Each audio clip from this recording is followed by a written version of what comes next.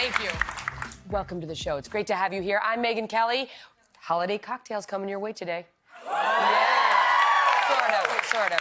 You're going to see them at least. You're going to learn how to make great ones, along with more surprises for our audience right here in the studio and for you at home. We did not forget you. You're getting presents too. We'll tell you how.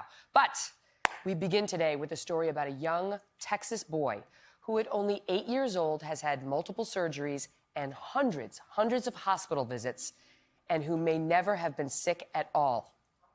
Earlier, I spoke with the little boy's father, but first, the incredible story of young Christopher Bowen. Christopher Bowen has had 13 major surgeries and 323 visits to the hospital. He is 8 years old. His mother, bowen-wright, believes he has cancer and is dying, but Dallas police tell a different story. On December 6th, they arrested Christopher's mother, charging her with a felony of committing injury to a child, a claim the child's father, Crawford, says he has been making for years. The pair dated, and soon after, Kayleen became pregnant, but they broke up before Christopher was born. Ryan says it didn't take long for Kayleen to begin claiming the baby had health issues. It started 8 days after he was born. Every time that he would drink milk, he would throw it up. So she says. It really just didn't make sense because I never saw him throw up any milk.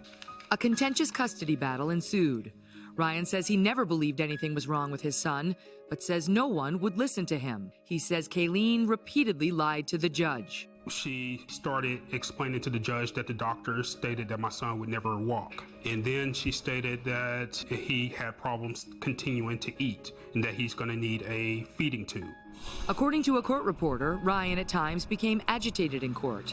Ryan admits that he was once threatened with jail if he did not calm down, but he says his frustration was justified. I was horrified because from what I knew, my son was fine. He refused to do the court-ordered medical training Kayleen convinced the judge was necessary for Christopher's care.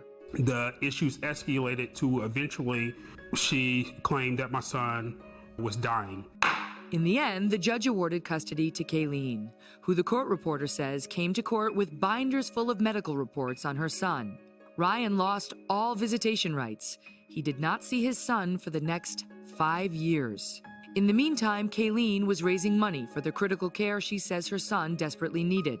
In 2015, medical staff at Children's Medical Center in Dallas, where Christopher was seen some 157 times, became suspicious.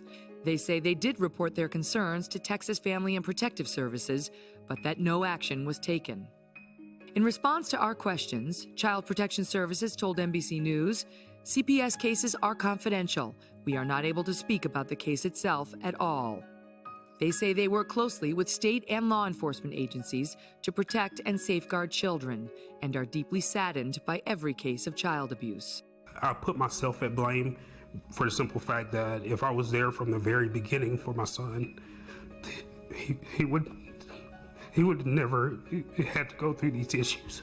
Last month was a critical turning point when Kayleen once again took Christopher to the hospital, claiming he was having a seizure. The medical staff did not believe her and again called investigators.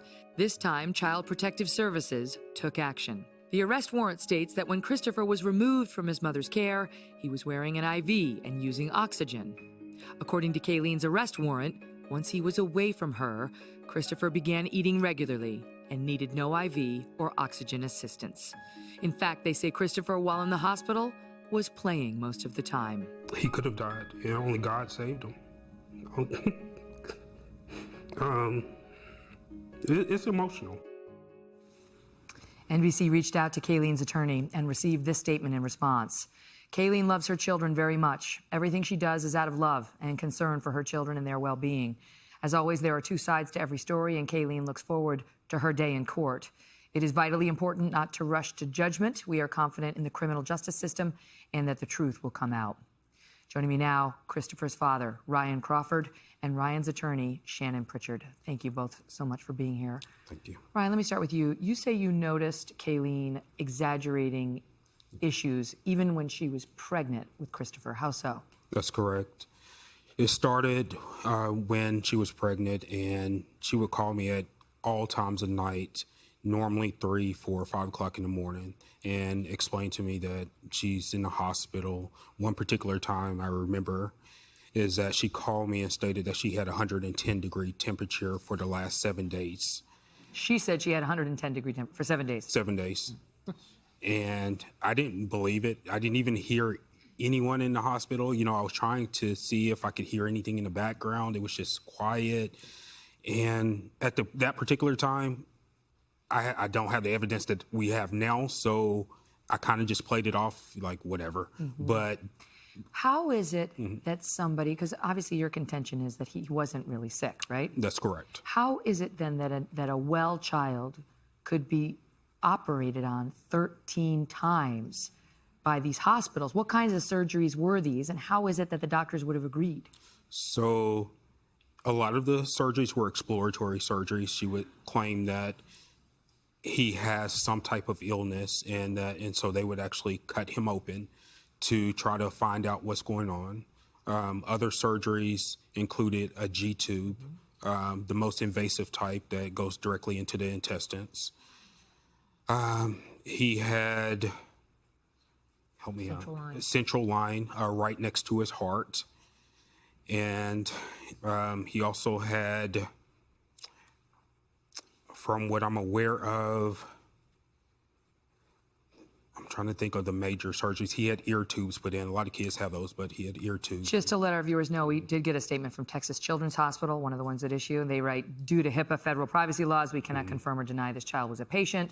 In general, these types of cases are complex and difficult for physicians to immediately identify. When medical abuse of a patient is suspected, it's reported as required by law. At Texas Children's, the care and safety of our patients is our top priority, and we continually strive to achieve this vital mission. The number of hospitals, the number of doctors, and then the fact that you were denied custody. So you were out of the picture. Some people have looked at you and said, why didn't you fight harder? Why? Because the judge was saying to you, go get training in how to take care of his medical tubes. And you were saying, he's not sick. Exactly. But a lot of people out there are going to say, so who cares? So you get the training, so you get him. Why didn't you do that? I did get the training. So after that particular court hearing, I did go ahead and get the training. That includes G-tubes, defibrillators, leg braces, CPR, anything that to take care of any of the illnesses that she claimed that he had. What was he saying? Was he saying, I'm sick, I'm sick? No, he wasn't saying he was sick at all. The times that I did see him, he was fine. She would always make him wear oxygen and then a backpack to carry his oxygen, and other times he would be in a coma, so she would say, so I couldn't see him. Pretty much any time. That's what she would tell you, that he was in a coma and you couldn't see him? Yes. Shannon, who is most to blame here, in your view? That's a hard question to answer. Yeah. Because we've talked to people who investigate these cases, and everybody wants to know, how did this happen? How on earth could this happen? What you have to remember is our doctors are not teams that all communicate with each other. That's what we'd like to believe. Yeah, but 323 visits. Agreed. That's got red flags written all over it. Agreed. And in 2014, when I was representing Ryan, which I was the first attorney that did any discovery. Discovery is asking for documents, asking for information. And in that discovery, I had records from the Houston hospital that included a letter from one of those doctors that said, oh, he has a lung condition and it's going to be degenerative. So doesn't that defend Kayleen? Doesn't that defend her, that she had some of these doctors willing to perform the procedures and that some of them were saying something was wrong with him? It does, except this was in 2013. They continued to treat at both hospitals through 2015, and nothing in the discovery that we read and reviewed corroborated any of these conditions. And when I reached out to that doctor, he couldn't admit or deny that the child was terminal, which is what Kayleen was telling the court system. Right, and others with the online fundraising. But do you believe this was about her perpetrating a fraud to get money, or her having a mental illness?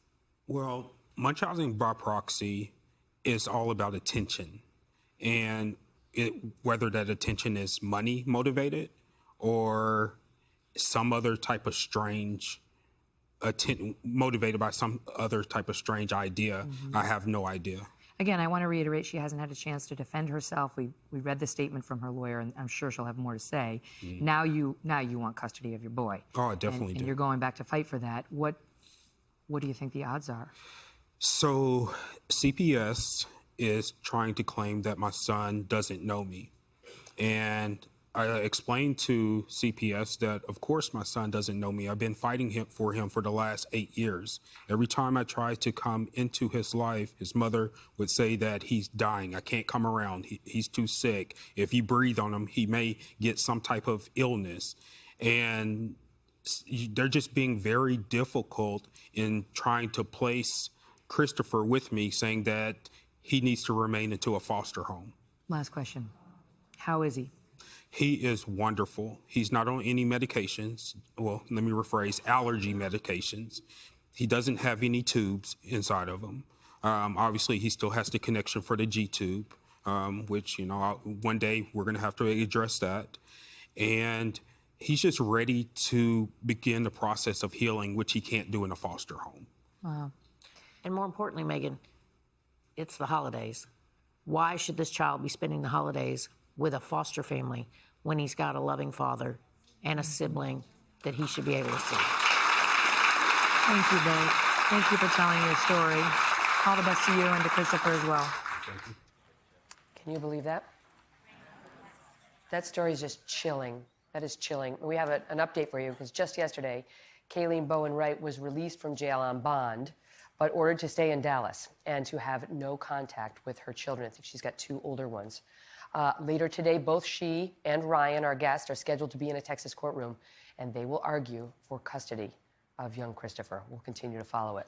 Hello, Today fans. Thanks for checking out our YouTube channel. Subscribe by clicking that button down there and click on any of the videos over here to watch the latest interviews, show highlights, and digital exclusives.